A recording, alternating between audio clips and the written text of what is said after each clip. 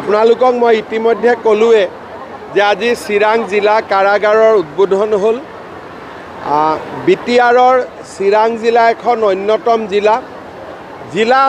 ইয়াত গঠন হওঁতে একোৱে ইনফ্ৰাষ্ট্ৰাকচাৰ নাছিল। লাহে লাহে DC অফিচ হ'ল, SP অফিচ হ'ল, কাৰাগাৰ হ'ল, ধুনীয়া ষ্টেডিয়ামো নিৰ্মাণ হৈ আছে। বডোফা উপেন্দ্ৰনাথ ব্ৰহ্মৰ নামত ইয়াত এখন ধুনীয়া পাৰ্কো হ'ব। চিৰাং জিলা লাহে লাহে পূৰ্ণ পৰ্যায়ৰ জিলা হোৱাৰ পথত আগবাঢ়িছে।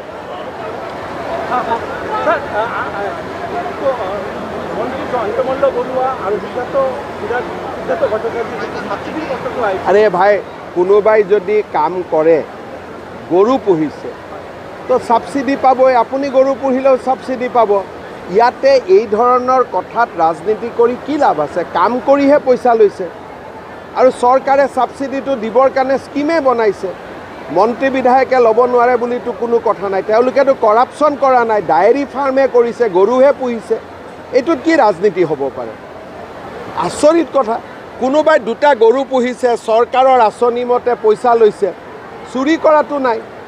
এইটো কিবা এটা বিতৰ্ক হ'ব পাৰে নেকি? নিবনুৱা যুৱকেও পাব, কাৰো ভাত কাঢ়ি লোৱা নাই নহয়।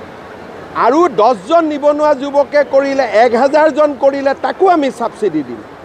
কাৰোবাৰ যদি 2জন নিবনুৱা যুৱকক মাৰি যদি লৈছে তেতিয়াহে ক'বলগীয়া কথা আছে। আগতে কংগ্ৰেছৰ দিনত মানুহে দুৰ্নীতি কৰি খাইছিলে। এতিয়া যদি আমাৰ মন্ত্ৰী বিধায়কে ঘৰত গাখীৰ উৎপাদন কৰি খাব খোজে, আপত্তি কি আছে? ইয়াতে চলিবতো লাগিব ঘৰখন।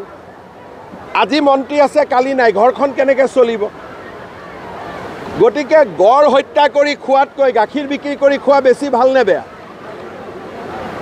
এতিয়া আপোনালোকে নিজে কওকচোন। গতিকে এইবিলাক আৰু বিতৰ্ক কৰিবলগীয়া কথা নেকি?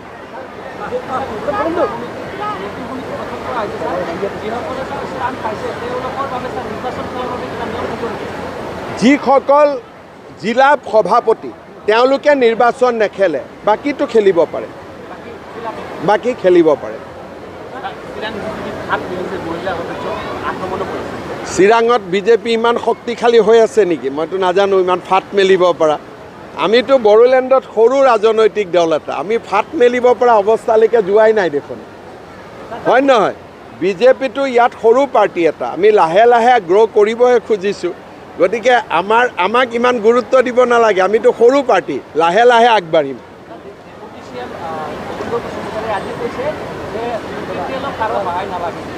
ডেফিনেটলি UPPLক কাৰো সহায় নালাগে, নিজৰ ভৰিৰ ওপৰত নিজে থিয় দিব পাৰে।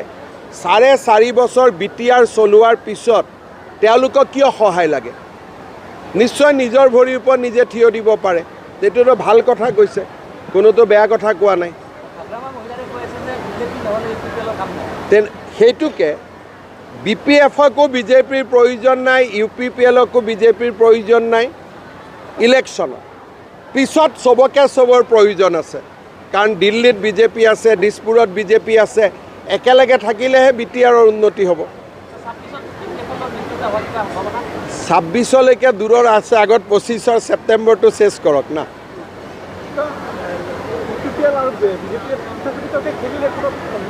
চব তেনেকুৱা কথা একো নাই। আমাৰ ভোট বেলেগ, তেওঁলোকৰ ভোট বেলেগ। আমি যদি লগতো খেলোঁ, আমাৰ ভোটটো তাত নাযায়, তাৰ ভোটটো আমাৰ তাত নাহে। যোৱাবাৰো আমি বেলেগে খেলিছিলোঁ, পিছত আমি বন্ধু হৈ আছোঁ। গতিকে এইটোতো কোনো নতুন কথা নহয়। যোৱাবাৰ আমি একেলগে খেলিছিলোঁ জানো? তেতিয়াহ'লে কেতিয়াবা বিজেপিয়ে BPFৰ লগতো আগতে একেলগে খেলিছে নেকি?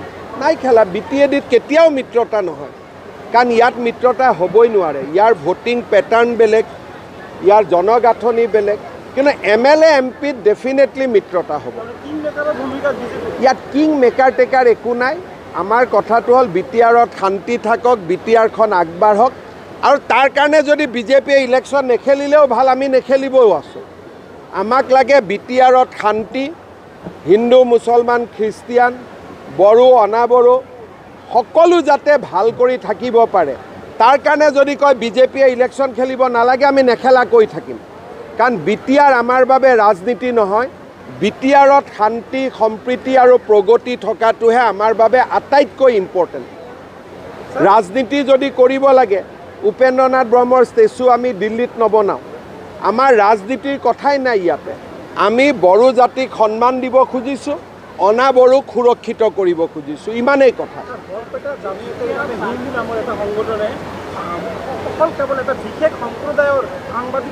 চাওক, এইবিলাক আৰম্ভণি।